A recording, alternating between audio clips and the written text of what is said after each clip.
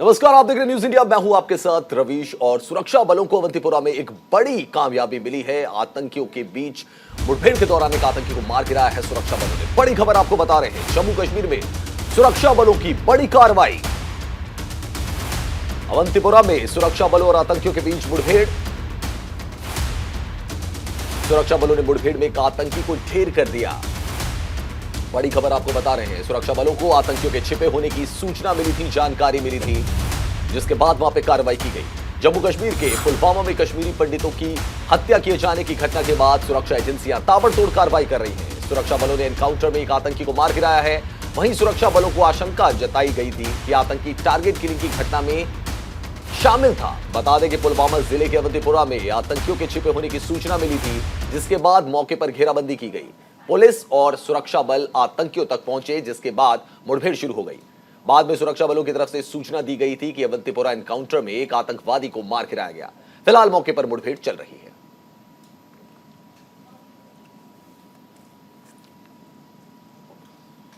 तो बड़ी खबर आपको बता रहे हैं अवंतीपोरा से, जहां सुरक्षा बलों ने एक आतंकी को मार गिराया है।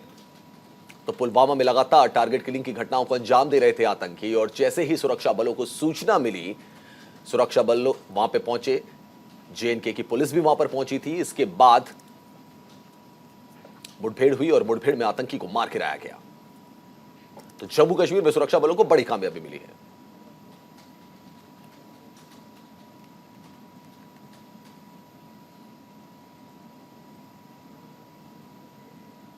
अगली बड़ी खबर पुलवामा से। पुलवामा में स्थानीय लोगों ने निकाला कैंडल मार्च, और कैंडल मार्च में नगर परिषद के पार्षद भी शामिल हुए।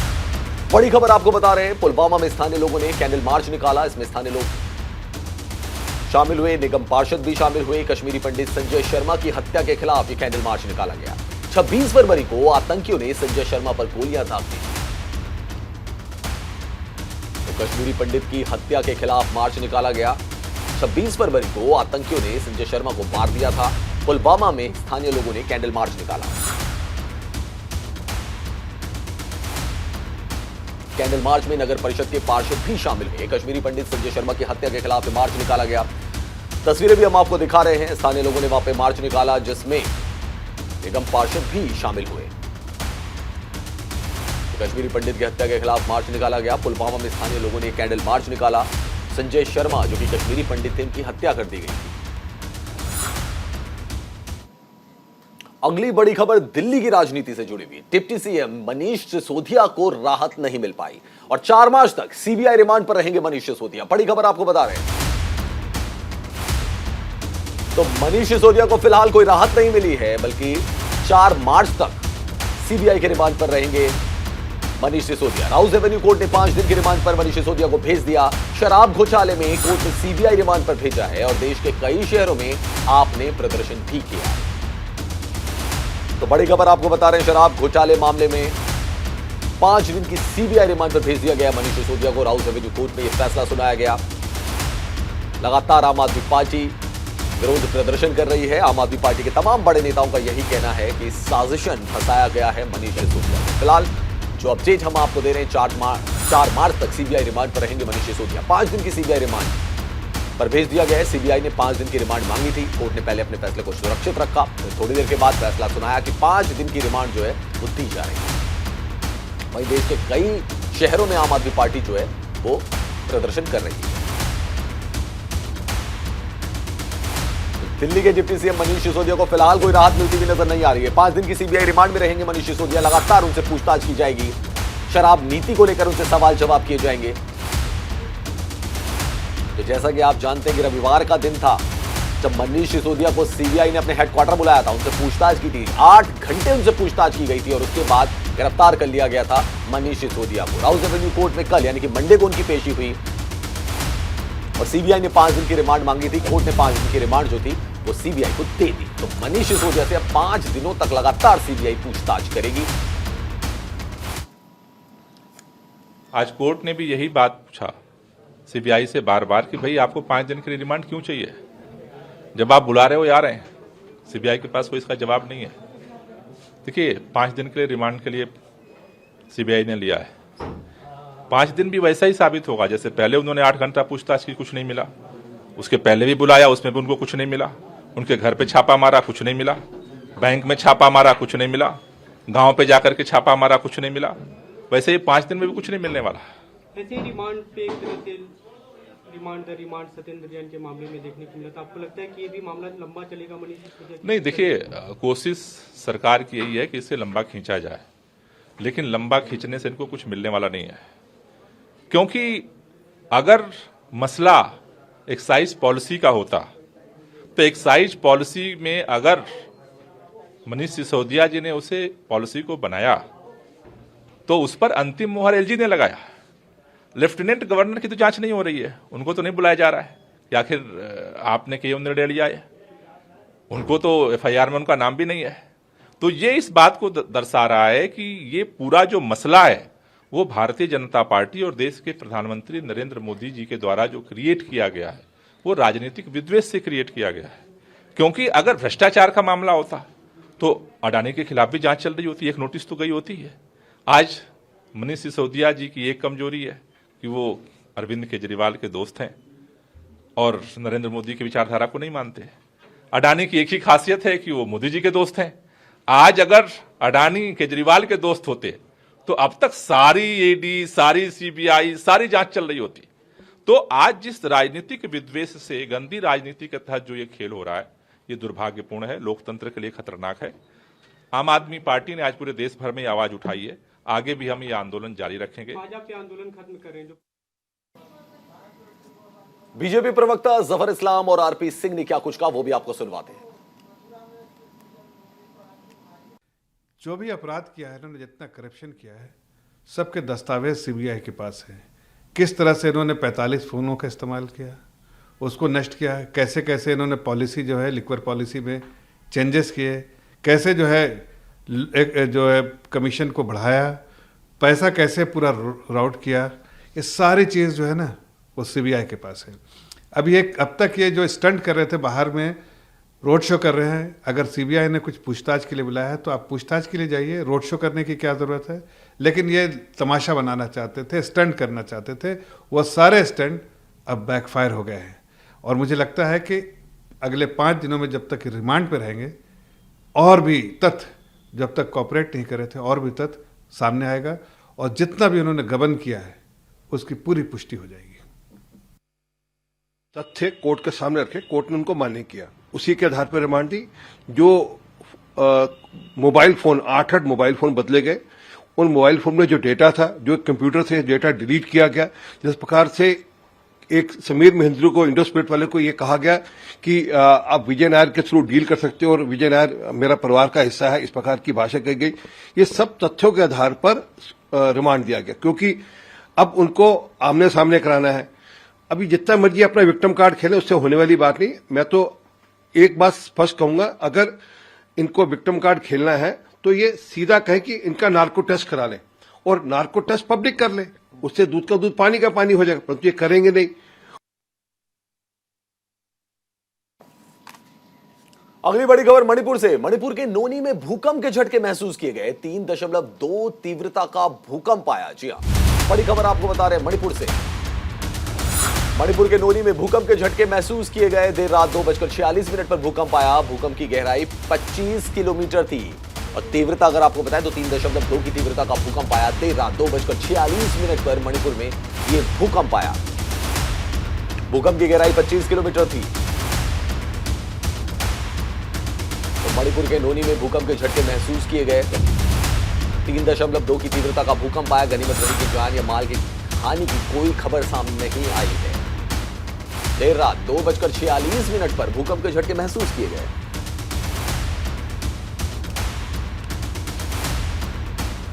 तो बड़ी खबर आपको बता रहे हैं मणिपुर से, जहां पर कि भूकंप के झटके महसूस किए गए। रिक्टर स्केल पर इसकी तीव्रता 3.2 मापी गई थी।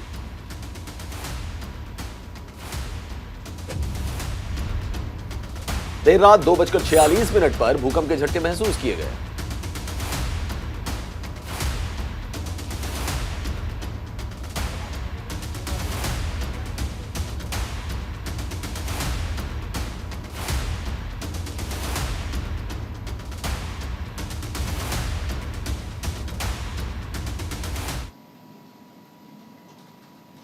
और इसी से जुड़ी हुई एक और बड़ी खबर, मेघालय में भी भूकंप के झटके महसूस किए गए। रिक्टर स्केल पर 3.7 मापी गई तीव्रता। तो मणिपुर में भी भूकंप के झटके महसूस किए गए, मेघालय में भी भूकंप के झटके महसूस किए गए। रिक्टर स्केल पर भूकंप की तीव्रता 3.7 रही। तो पूर्वोत्तर राज्यों यानी कि नॉर्थ ईस्ट के राज्यों में भूकंप के झटके महसूस किए गए। मणिपुर में भूकंप आया 3.2 की तीव्रता का। मेघालय की अगर बात करें तो 3.7 की तीव्रता का भूकंप यहां पर महसूस किया गया। तो मणिपुर और मेघालय में भूकंप के झटके महसूस किए गए। मेघालय में भी भूकंप आया, 3.7 की तीव्रता का यह भूकंप था।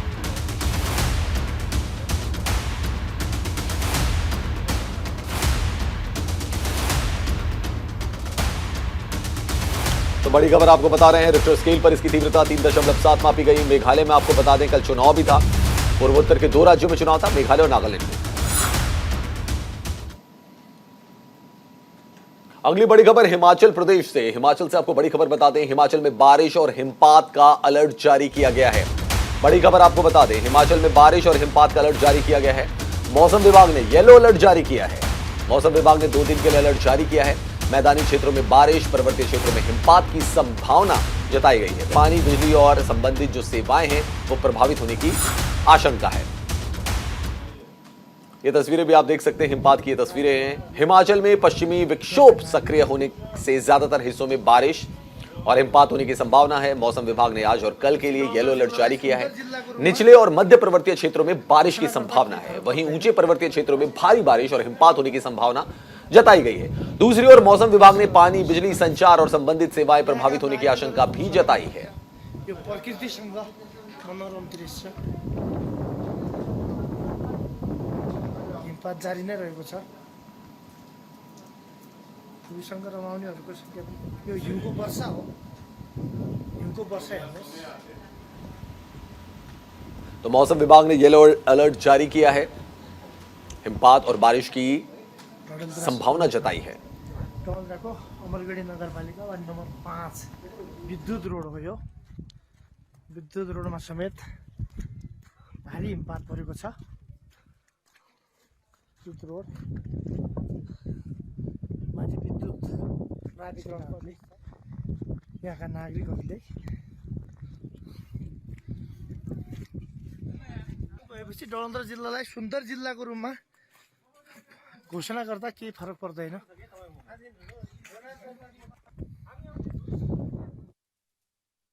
चलिए अगली बड़ी खबर आपको बताते हैं, टीएमसी का ट्विटर अकाउंट हैक हो गया, प्रोफाइल फोटो और नाम बदला गया। प्रोफाइल पर लिखा युगा लैब्स। मामले में अभी किसी टीएमसी नेता की नहीं आई है कोई प्रतिक्रिया। तो बड़ी खबर आपको बता रहे हैं, टीएमसी का ट्विटर अकाउंट हैक हो गया, प्रोफाइल फोटो और नाम को बदल दिया गया। और क्या कुछ लिखा गया वो भी हम आपको बता देते हैं। प्रोफाइल पर लिखा गया युगा लैब्स। बड़ी खबर आपको बता रहे हैं, तृणमूल कांग्रेस का जो ट्विटर अकाउंट था वो हैक कर लिया गया, युगा लैब्स वहां पे लिख दिया गया। ये तस्वीरें भी हम आपको दिखा रहे हैं किस तरीके से उसका नाम चेंज कर दिया गया।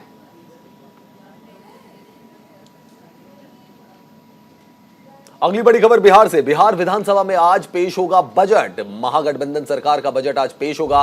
वित्त मंत्री विजय कुमार चौधरी बजट को पेश करेंगे।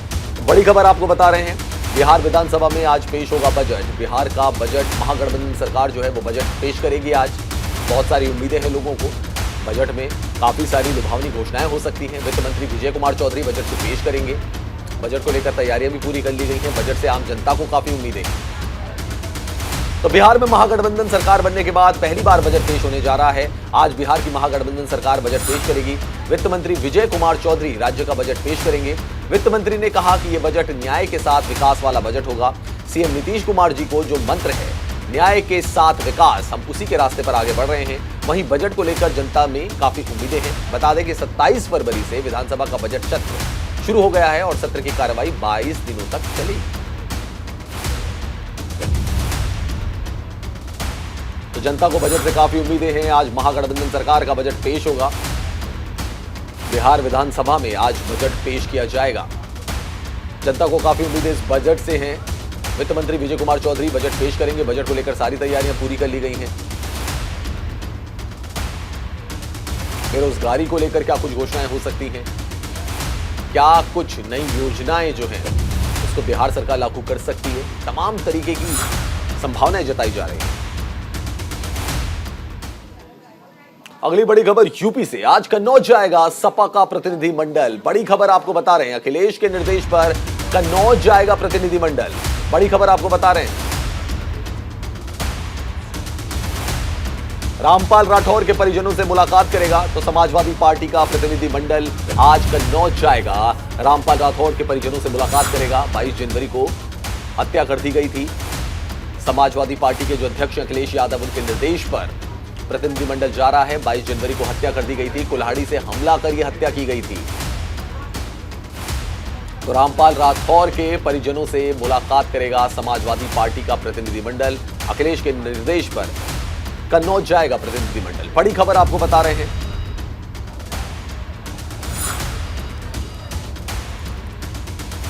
बाईस जनवरी को रामपाल की हत्या कर दी गई थी, कुल्हाड़ी से वार किया गया था और हत्या कर दी गई थी रामपाल की।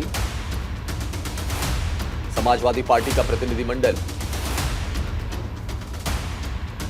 बढ़ते आगे, बात राजस्थान की करते हैं। बालिका शिक्षा को प्रोत्साहन देने के लिए राजस्थान सरकार प्रतिबद्धता से काम कर रही है। इसी क्रम में सूबे के मुख्यमंत्री अशोक गहलोत ने पाली जिले की 10 मेधावी छात्रों से मुलाकात की। मुख्यमंत्री निवास पर हुई इस मुलाकात में सीएम गहलोत ने छात्राओं का उत्साहवर्धन किया और उनके उज्जवल भविष्य की कामना की। छात्राओं से बातचीत के दौरान गहलोत ने कहा कि राज्य सरकार द्वारा शिक्षा के क्षेत्र में महात्मा गांधी अंग्रेजी माध्यम विद्यालय, निःशुल्क यूनिफॉर्म, बाल गोपाल योजना, अनुप्रति कोचिंग योजना, Rajiv Gandhi scholarship for academic excellence जैसी योजनाएं चलाई जा रही हैं।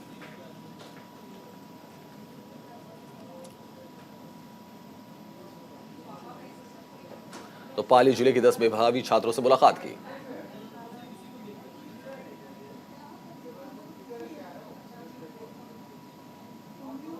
बढ़ते आगे अगली बड़ी खबर की तरफ। भारत के दौरे पर चेक रिपब्लिक के विदेश मंत्री। जी हां, बड़ी खबर आपको बता रहे हैं, चेक रिपब्लिक के विदेश मंत्री भारत के दौरे पर हैं। दिल्ली में विदेश मंत्री एस जयशंकर के साथ उन्होंने बैठक की और बैठक में दोनों देशों के जो रिश्ते हैं उन मुद्दों पर चर्चा की गई। बड़ी खबर आपको बता रहे हैं, दिल्ली में चेक रिपब्लिक के विदेश मंत्री पहुंचे। भारत के विदेश मंत्री एस जयशंकर के साथ उन्होंने मुलाकात की। दोनों देशों के जो रिश्ते हैं उनको कैसे मजबूत किया जा सकता है, इस पर बातचीत हो गई। चेक रिपब्लिक के विदेश मंत्री जैन लिपावस्की 3 दिवसीय भारत दौरे पर हैं, जहां विदेश मंत्री लिपावस्की 1 मार्च तक भारत दौरे पर रहेंगे। इस यात्रा के दौरान लिपावस्की भारत और चेक रिपब्लिक के बीच कई समझौतों को अंजाम देंगे। वहीं लिपावस्की ने भारत के विदेश मंत्री एस जयशंकर के साथ बैठक की। बैठक में दोनों नेताओं ने द्विपक्षीय, क्षेत्रीय और अंतर्राष्ट्रीय मुद्दों पर चर्चा की। बता दें कि लिपावस्की आज भारत यूरोपीय संघ व्यापार और स्थिरता कॉन्क्लेव के उद्घाटन में भाग लेंगे।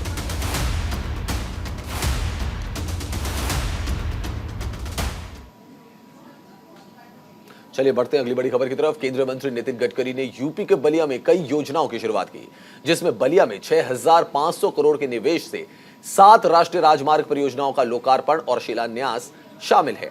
इन परियोजनाओं से यूपी में विकास को रफ्तार मिलेगी। इस दौरान कई मंत्री और विधायक भी मौजूद रहे। 7 राष्ट्रीय राजमार्ग परियोजनाओं का लोकार्पण किया गया।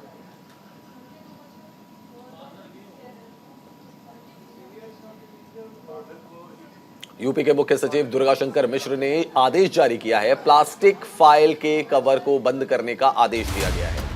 बड़ी खबर आपको बता रहे हैं यूपी से, जहां यूपी के मुख्य सचिव दुर्गाशंकर मिश्र ने आदेश जारी किया है। प्लास्टिक फाइल के कवर को बंद करने का आदेश दिया गया है। मुख्य सचिव ने सिंगल साइड प्रिंटिंग पर भी रोक लगा दी है। पर्यावरण की दृष्टि से मुख्य सचिव ने फैसला लिया है। एसीएस प्रमुख सचिवों को ये निर्देश जारी कर दिए गए हैं।